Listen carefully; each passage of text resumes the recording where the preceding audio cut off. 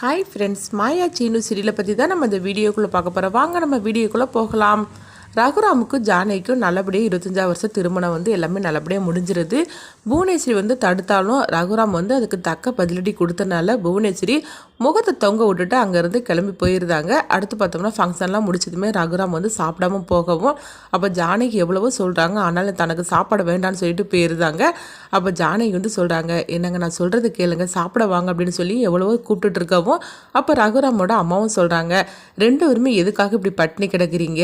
ரகுராம் நான் சொல்கிறத கேளு, ஜானகி கொஞ்சமாக நீ புரிஞ்சுக்கோ, நீ சாப்பிடாதனால அவளும் சாப்பிடாம வந்திருக்கா பாரு அப்படிங்கவும் உடனே ரகுராம் சொல்கிறாங்க, எனக்காக யாரும் சாப்பிடாம இருக்க வேண்டாம் அப்படின்னு சொல்லும் போது அப்போ ஜானகி அவங்க அத்தைகிட்ட சொல்கிறாங்க, அத்தை நீங்கள் போங்க, நான் அவரை அழைச்சிட்டு வரேன் அப்படின்னு சொல்லுதாங்க. ஆனாலும் ரகுராம் சாப்பிடவே வர மாட்டேன்னு சொன்னதுமே அப்போ ரகுராம் சொல்கிறாங்க, சரி நீ என்ன இருந்தாலும் சரி தான், நீ இந்த கல்யாணம் நான் ஒரு காரணத்துக்காக தான் 2 பேருக்கு கல்யாணத்தை நடத்தி வச்சுன்னு சொன்னேலா, அந்த உண்மை என்கிட்ட சொல்லு அப்படிங்கிறாங்க.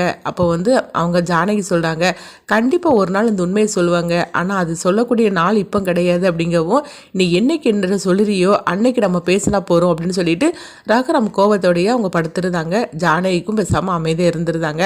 அடுத்தவங்க பார்த்தோம்னா மாயாவையும் சீனியை தான் காட்டுறாங்க. அவங்க 2 பேருக்கும் சாந்தி முகூர்த்தத்துக்காக எல்லா ஏற்பாடும் பண்ணி வச்சுருக்கிறாங்க மணி. அப்போ இதை கேட்டு பத்மா ரொம்பவே கோவத்தோடு இருக்கிறாங்க. அப்போ அவங்க சீனுவை எவ்வளோ தடுக்கிறாங்க, டேய் நீ ரூமுக்குள்ளே போகாதடா, நான் சொல்கிறது கேளு அப்படிங்கும்போது நீங்கள் பேசாமல் இருங்கம்மா, அவளால் என்ன தான் சேதிட முடியும் அப்படின்னு சொல்லிட்டு மணியும் ரூமுக்குள்ளே போகிறாங்க. அங்கே போனதுமே மாயா வெக்கப்பட்டு இருக்கும்போது, இங்கே பாரு, இந்த மாதிரிக்கெலாம் நீ எதுவும் பண்ணிட்டு என்னை ஏமாற்ற முடியாது, அதே மாதிரிக்கு என் மனசையே நீ மாற்றிட முடியாது அப்படின்னு சீனு சொல்லவும் அப்போ மாயா சிரிச்சுக்கிட்டே தன்னுடைய பக்கத்தில் வாராங்க.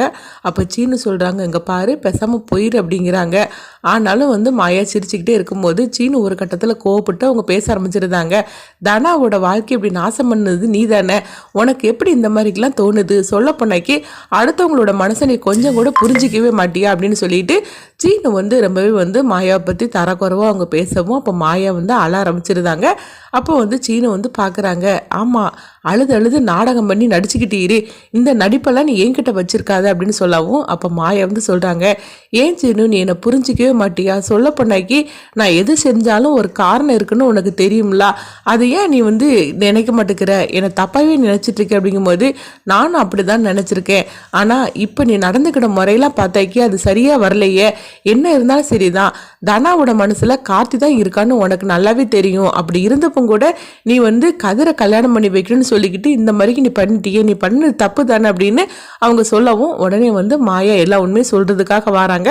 இப்படி தான் அந்த கதையை எடுத்துட்டு போறாங்க. அடுத்து என்ன நடக்கும்னு சொல்லி பார்த்தோம்னா மாயா அவங்க சீனுக்கிட்ட சொல்றாங்க, சீனு உங்ககிட்ட நான் எல்லா உண்மையும் சொல்றேன், ஆனால் இந்த விஷயம் பெரியப்பாவுக்கோ இல்லை அத்தைக்கோ வேற யாருக்குமே தெரிஞ்சிடக்கூடாது, இந்த விஷயம் எங்கள் 4 பேருக்கு மட்டும்தான் தெரியும் அப்படிங்கவும் நீ என்ன சொல்ல வர, நீ சொல்றதெல்லாம் பார்த்திக்கு ரொம்ப ஓவராக இருக்கு அப்படிங்கும்போது ஆமாம் நடந்தது எல்லாமே அப்படிதான், அந்த கார்த்தி நல்லவன் கிடையாது அப்படிங்கிறாங்க, நீ இப்படி நல்லவன் கிடையாதுன்னு சொல்லி தனாவனை ஏமாத்திருக்கலாம், என்ன ஏமாற்ற முடியாது அப்படிங்கவும் நான் சொல்றதை கொஞ்சம் பொறுமையாக நீ கேளு சீனு அப்படின்னு சொல்லிட்டு கார்த்தி எவ்வளோ மோசமானவன் அப்படின்னு சொல்லிட்டு எல்லா உண்மையும் சொல்கிறாங்க. அது மட்டும் இல்லை, தனாவோட வாழ்க்கையை நாசம் பண்ணுறதுக்காக அவன் இருந்தான், அவன்கிட்ட எப்படியாவது தனாவை காப்பாற்றுன்னு சொல்லிட்டு நானும் பெரியமா அன்னைக்கு அவன் ராத்திரி போல் பண்ண விட்டுக்கு அவனை பார்க்குறதுக்காக போனோம் அப்படின்னு சொல்லிட்டு அவங்க கார்த்திக் என்ன நடந்தது, அதனால தான் ஜானகி கைது செய்து அலைஞ்சிட்டு போனாங்க அப்படின்ட்டு அந்த எல்லா உண்மையும் சொல்கிறாங்க. கடைசியில் பார்த்தா கார்த்தி இப்போ உயிரோட தான் இருக்கிறான், ஆனால் அவன் தலைமறைவாக இருக்கிறான், அவனை எப்படியாவது வெளியே அழைச்சிட்டு கொண்டுட்டு வரணும்னு சொல்லிட்டு தான் நாங்கள் எல்லாருமே கஷ்டப்பட்டுட்டு இருக்கிறோம்.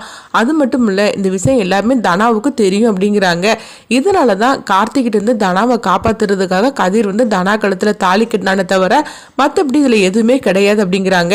ஆனால் இது எல்லா உண்மையும் பெரியப்பா கிட்டே சொல்லியிருக்கலாமே அப்படின்னு சொல்லி நீ நினச்சிருக்கலாம், ஆனால் பெரியப்பா கிட்ட நான் எப்படி சொல்ல முடியும், சொல்ல போனைக்கு தனாவை பற்றின இந்த வீடியோ கார்த்திகிட்ட இருக்கு அப்படின்னு பெரியப்பாவுக்கு தெரிஞ்சா பெரியப்பாவோட உயிரே போயிடும். தன்னுடைய பொண்ணை இந்த மாதிரிக்கு ஒருத்தர் வீடியோ எடுத்து வச்சிருக்கான்னு சொல்லி தெரிஞ்சா எந்த அப்பா தான் உயிரோடு இருப்பாங்க, அதனால தான் நாங்கள் பெரியப்பாட்ட இந்த உண்மையை சொல்ல நான் மறைச்சேன் அப்படிங்கிறாங்க. அது மட்டும் இல்லாமல் எல்லாருக்குமே இந்த விஷயத்தை நான் எப்படி சொல்ல முடியும், தனாவை பற்றின வீடியோ அவங்ககிட்ட இருக்குங்கிற உண்மையை நான் எப்படி சொல்ல முடியும், அப்புறம் எல்லாரும் தனாவை எந்த மாதிரிக்கு பார்ப்பாங்க, குடும்ப கௌரவமே போயிடாதா, அதுக்காக தான் எங்களால் சொல்ல முடியாமல் நான் மறைச்சேன் அப்படின்னு சொல்லவும் இதெல்லாம் கேட்டதுமே சீனு மாயாவை பார்க்குறாங்க, என்ன மாயா இவ்வளோ விஷயம் நடந்திருக்கு, நீ தன்னந்தனியாக இருந்துக்கிட்டு இந்த மாதிரிக்கு இது எல்லாத்தையும் பண்ணியிருக்கிறீங்க அப்படின்னு சொல்லவும் உடனே வந்து மாயா வந்து அழ ஆரம்பிச்சிருந்தாங்க. அப்போ சீனு சொல்கிறாங்க, மாயா என்னை மன்னிச்சிரு, நானும் அம்மாவோட பேச்சை கிட்டு உன்னை தப்பாக புரிஞ்சுக்கிட்டேன், என்னை மன்னிச்சிரு மாயா, எவ்வளோ பெரிய விஷயம் பண்ணியிருக்கிற, அந்த கார்த்தி மாதிரிக்கு ஒரு அயோக்கியங்கிட்ட இருந்து நீ வந்து தனாவை காப்பாற்றுறதுக்காக எவ்வளோ கஷ்டப்பட்டுட்டு இருக்கிற.